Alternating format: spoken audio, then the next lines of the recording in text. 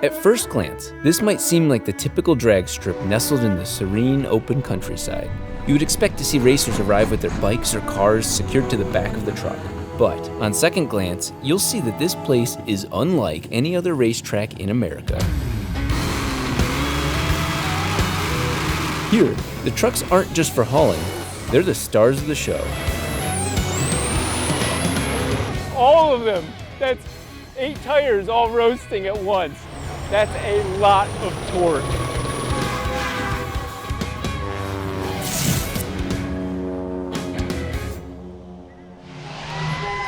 Welcome to Onaway Speedway, home of the thrilling spectacle of Quebec-style truck racing.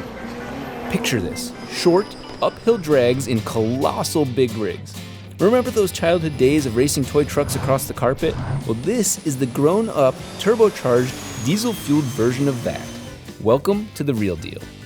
And I have so many questions, and I have a feeling that you'll have answers for most of them, but some of my questions are gonna be a little weird. Well, I'll tell you right now, you're my new best friend. We haven't had a chance to talk much, but we'll work backwards. I'm Dahm. Okay, Mike Sturgill. Nice to meet you, Rob. And so you have definitely jumped in with both feet into this world behind me. This world, yep. Can you tell me a little bit about how that started and what it is now? So in 2014, I went to Quebec and watched this kind of racing, the truck racing. Never heard of it, didn't know it existed.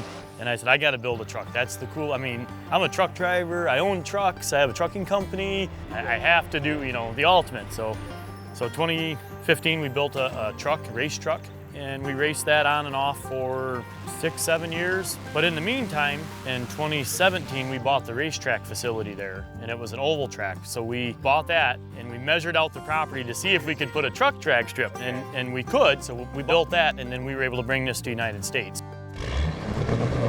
We get 40 American, 40, 50 Canadian trucks, and it's really got a following now. It all started, it literally was 43 years ago it started. It started as a fishing tournament. A couple guys were fishing and they were truckers, and they're like, well, my truck's got a little more horsepower than yours. And Yes. let's put the fishing poles down and we'll race up the hill. As the years progressed, they would call the police and report an accident, or report a forest fire, report a burglary, and get the cops out of town. Then they would shut the streets down and race for a few hours until the cops realized what was going on. That's where it all started 43 years ago. Wow. That's the winner! Daniel, that's it! We have a hill behind us, and there's 2 trucks going one against each other, and it's quite simple. The first one that passed the finish line. We have 2 types of race. We have bobtail. Bobtail is a truck without a trailer. And we have loaded, obviously a truck with a trailer.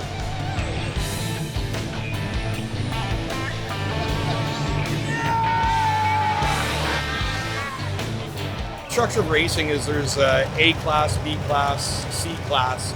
A is your top, your fastest. B is your next top. And then C are more or less road legal trucks, certain RPM, certain size turbo.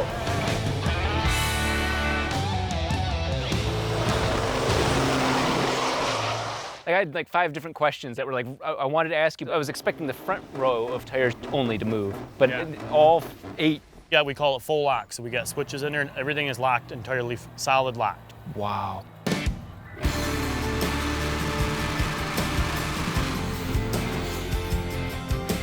You said this one is actually a newer chassis, but... Yep. So I have a trucking company, and one of my trucks, it was a 2018, I think, and got jackknife wrecked. Well, it twisted the cab, so we took the frame off the 2018, and we had this 1952 Kenworth and put everything on it. So it's all, other than the frame, it's all 1952 original parts, other than the motor, of course. The motor's not, but... I know some of the basics. Yep. Could you run me through, what are we looking at? What are we looking at? So we're looking at a 15.2 liter, 900 and I think it was 76 cubic inch. I'd have to do the math again. Caterpillar, stock configuration engine. It's got stock rods in it. The pistons have been machined for lower compression. So it's kind of the opposite of gasoline racing. You want high compression and it makes more power. Diesel, typically the lower compression is a bigger hole and you can put more air and fuel in the hole and it makes more power. Like any race motor, you'll float the valve, so you got to have Okay. stiffer valve springs with retainers. So ironically, they're big block Chevy valve springs. They fit. Custom ECM, and we have pressure gauges in there to watch, because too much pressure, you got to be careful because the motor will run off. That's something that's been going on more and more, where like you race up the hill and if you miss a gear, the motor will run off. By itself. By off, and it won't shut off. It'll just go and blow the motor up. This motor has to return the fuel that it doesn't burn. It returns it to the tanks. So we're putting more and more fuel and it can't return it quick enough, and then it's forced to burn that fuel. It's happening more, and it's a big safety issue, because when that happens, like the engine block comes apart, pistons and rods come out, and the whole side of the hood's blown open, the crankshaft and rods laying on the track. I carry a clipboard with me, so if it happens, we get out and put a clipboard in front of the ear and take bite as a secondary to be sure. That's awesome. So you break a lot of trucks. I mean, there's carnage all weekend long.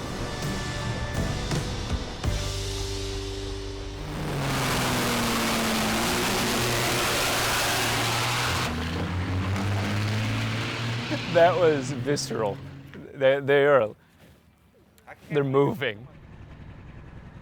So apparently one of the trucks just rebuilt the engine, and so they're actively testing them. You know, we're here to film, but they're actually getting work done, and so I get to be part of that process.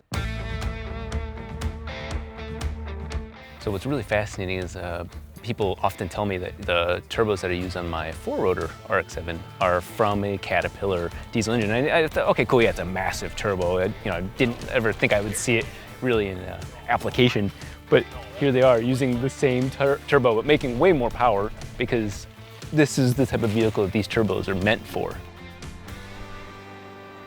This is Brandon Peters, engine builder for Mike's Truck. He specializes in this type of stuff. He's about to test his new build in the most extreme way possible. Okay, so it is now time to test with 140,000 pounds of a load behind it. Now, in this case, it's all lumber, which is extremely appropriate being in the northern part of Michigan, because that's exactly what these trucks should be doing. This is a massive drag racing vehicle. I'm super curious to see how the truck reacts to having just a little bit more weight towed behind it. Okay, so everybody's pretty nervous. I have no idea what to expect, but he's up to the line, so it is go time.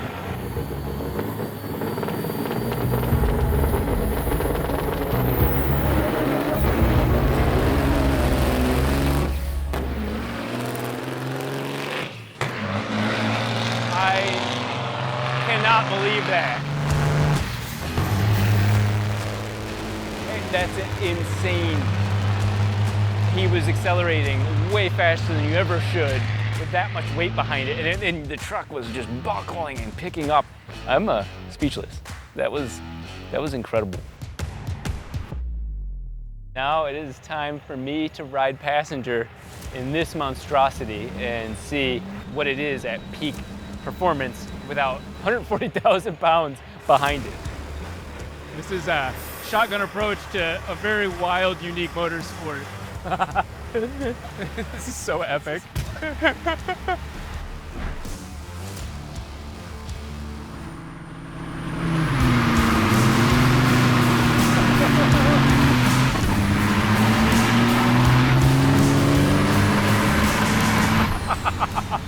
That's amazing. Pretty quick for a 20,000-pound truck. They're having like conversations that you would have like with a race car. They're like, hey, different turbo, top end, bottom end, spinning off the line. It's all like the same thing, but in a semi-truck. Want to go for another one? Yeah, yes.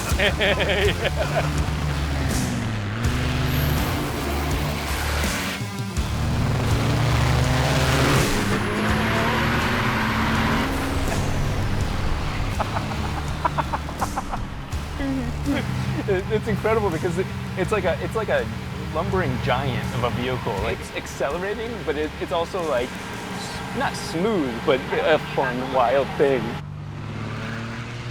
I love circuit and track racing, but there is something just so right about drag racing. It's universal. Can you get to the end the fastest? Either way, you're having a lot of fun doing it, and everybody understands who won or lost. I entered this not knowing what to expect. I had heard of truck racing before, but I didn't fully grasp what it entailed. It was intense, it was surprising, it was genuine racing with the kind of tuning you would expect out of a Southern California drag strip or drift circuit. But this is the heart of America, and like all things American, the spirit of competition runs deep.